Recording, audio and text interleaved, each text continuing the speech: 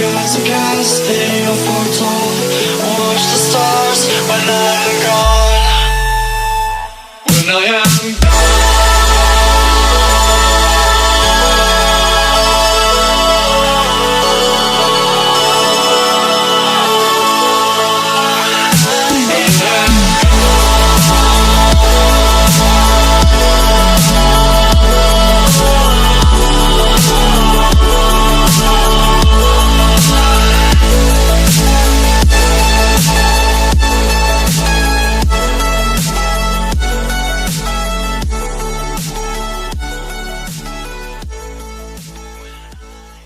What's up, everyone? It's Matt Martin with the Grass Factor.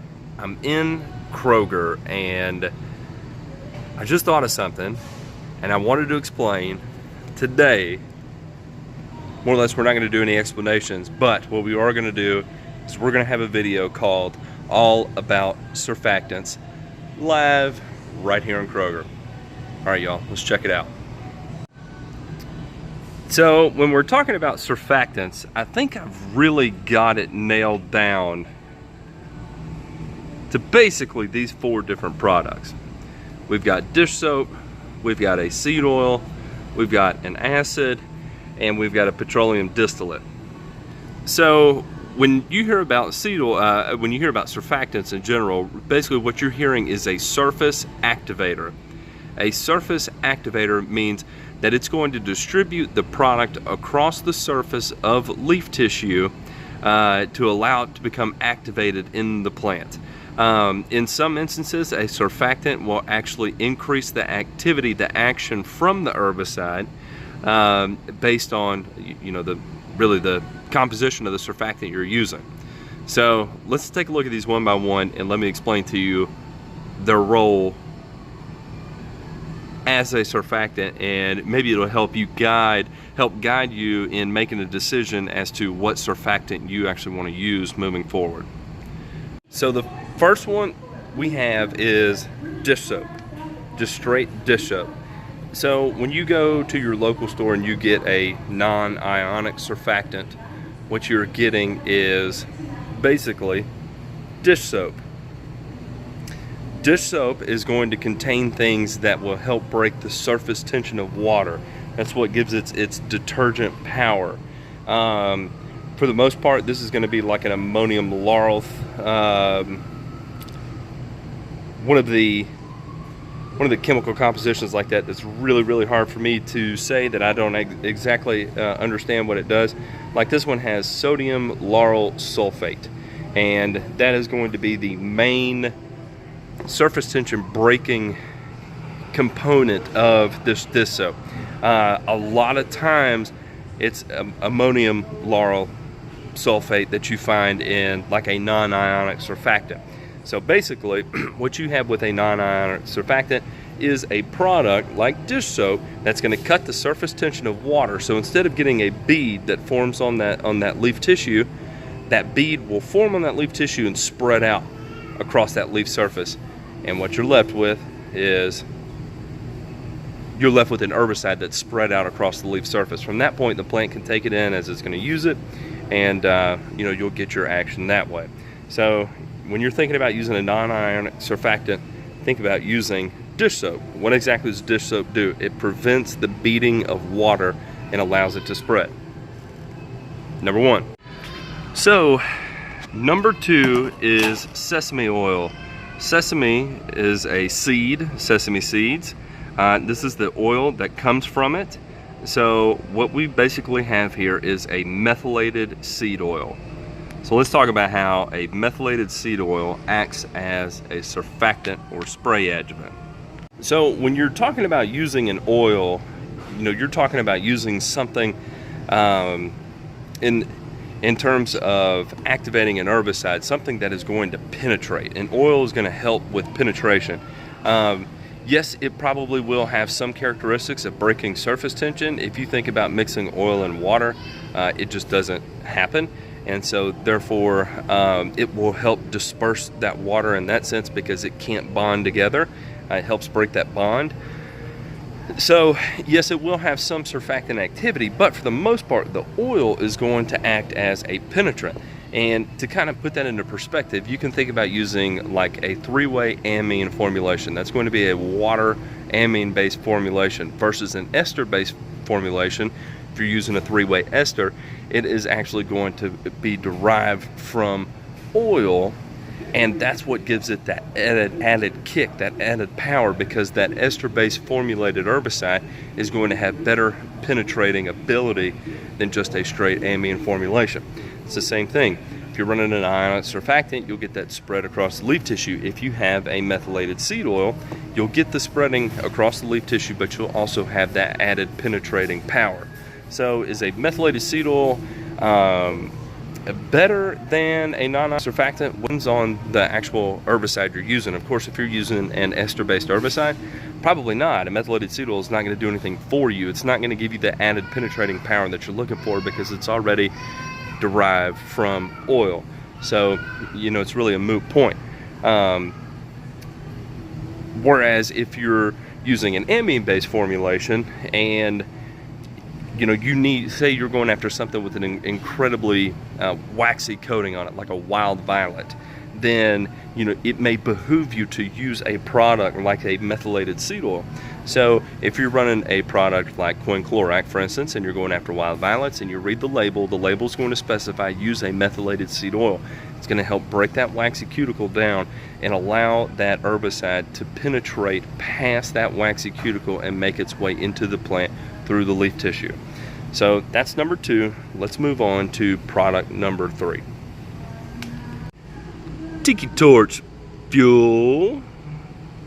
Tiki Torch Fuel. Tiki Torch Fuel is going to be my comparison of a crop oil concentrate. A crop oil concentrate is going to be a petroleum distillate based surfactant or spray adjuvant. Where a methylated seed oil is going to be plant derived, a crop oil concentrate will not be plant derived. Well, it will be, but it'll be in hyperdrive. Usually it's blended with some sort of man-made material, and that's what's going to give its extra burn down. Big thing when we're talking about crop oil concentrates, what we're actually think about, you know, you're applying a product that is going to be it's going to have a little bit of a wetting agent activity. It's going to have a little surface activity on it. It's going to break that surface tension of the water, and with that crop oil concentrate, with that petroleum, where it's derived from petroleum, it's really going to help burn it into the plant. So think about it that way, where a methylated seed oil is going to help it burn into the plant, but it's going to help it burn into the plant from a plant-based product, whereas we're talking about a man-made non-plant-based product. It's going to have that extra heat, that extra kick to it to help it burn into the plant. Now, when you're talking about using a methylated seed oil or a crop oil concentrate, a crop oil concentrate is going to be much hotter. However, you're going to get much more injury on your desirable plants. So whether you're applying it on an azalea or you're applying it on tall fescue or Bermuda grass, using a crop oil concentrate, you're going to get more activity out of that herbicide, and you're going to get more injury on your desired turf species or plant species because you're actually burning it into that leaf tissue. You're amplifying that herbicide, and you're applying an oil, a concentrated oil, on that leaf tissue, which is going to magnify everything, and that oil itself is going to do a lot of damage to that leaf tissue, and then in turn weaken it for the herbicide to take effect. When you're talking about breaking down waxy cuticles, there's nothing better on the market than a crop oil concentrate to break down that waxy tissue. Or if you're dealing with, you know, a lot of hairs and wax, then a crop oil concentrate is going to be perfect. So keep that in mind. If you can tolerate the amount of damage that's going to occur, maybe a crop oil concentrate will be better for you. In terms of agriculture, the tests usually show that crop oil concentrates are going to give you your highest return as far as the amount of weeds that are killed. However, a crop oil concentrate is also going to kill the most number of crops accidentally. So again, keep that in mind. Consult your labels, understand which herbicides require which form of surfactant. A lot of times your labels will tell you, and that's what's going to maximize your usage. If you're looking to go that extra mile, always test your experiments before you go wide scale with it, especially if you're using something like a crop oil concentrate with a product like 3-way. If you're doing it in 80-degree weather, you may do a lot more damage with 3-way than what you're accustomed to doing. That's going to take us into our last and final product. Actually, we're going to talk about 2 more and kind of sum all of them together. So the third one here is going to be distilled white vinegar, and this is an acid. So white vinegar is acetic acid, and what I would compare this to would be using a fertilizer, using a nitrogen source as a surfactant. In particular, ammonium sulfate is known to be a good surfactant. If you look at some of the older well-known surfactants like Li-700, it is basically a surfactant, wetting agent that's blended with citric acid to acidify the final concentration. Let's talk about why this works. So using an acid-based surfactant is going to fall into those same lines of helping that herbicide burn into the plant. Acids are going to help break down those waxy outer layers. Acids also, like ammonium sulfate, kind of the interesting thing is when you dissolve it in water, it actually cuts down on surface tension, and it almost feels sticky. If you've ever dipped your hand in a thing of urea in solution or a thing of ammonium sulfate in solution and then rubbed your fingers together, it's extremely slick, extremely slippery, and then as it dries, it's extremely sticky. So it's this odd kind of combination of sensations that you feel. Well, that same thing happens when it's blended with an herbicide. Plus, you get that extra penetrating power from the fact that you're using an acid, and plus so if you're talking about a product like Li-700 that's blended with an acid, you get the penetration from the acid, and you get the surface tension reduction from the fact that it actually has an in-can surfactant as well. Same thing when you're using a fertilizer like ammonium nitrate or ammonium sulfate. It's actually going to have acidifying properties because of the sulfur content in it, or the nitrate or the ammonium in it, and as it causes that reduction in pH, you're going to get that extra burn potential from it. It's got higher salt content. You'll get that burn from it, which is going to allow the penetration of the herbicide, and you've got more activity. I got chased off that aisle. So, basically those are going to be your 4 key surfactant ideas that you're going to run into the most often. Kind of the newer one that we're starting to see, especially now that low volume and ultra low volume applications are becoming a thing, kind of the next wave of surfactants you're going to see is going to be organosilicones. And it's kind of hard for me to find something that is going to be an organosilicone in a grocery store that I can use to explain a surfactant. But know that an organosilicone, it's not going to produce better results than a non-ionic surfactant. However, it is going to have probably even better surface tension breaking ability of water than a non-ionic surfactant. So when this comes to applying at 2 gallons per thousand, all of a sudden you're applying at sub 1 gallon per thousand. Say you're applying less than a half gallon per thousand. At that point, every little bit of surface tension that you can reduce and prevent that beating from taking place on the turfgrass plant, then you're really starting to get somewhere, and organosilicones are going to help you do that at relatively low rates. So keep that in mind. One of the favorite products that I always plug is going to be the Dynamic, which is an organosilicone crop oil concentrate. And I will warn you, that product is hot, hot, hot. It's got the penetration power of a crop oil concentrate, plus it has the surface tension breaking abilities of the organosilicone, and it's really the best of both worlds, and that's why it's such a hot mix.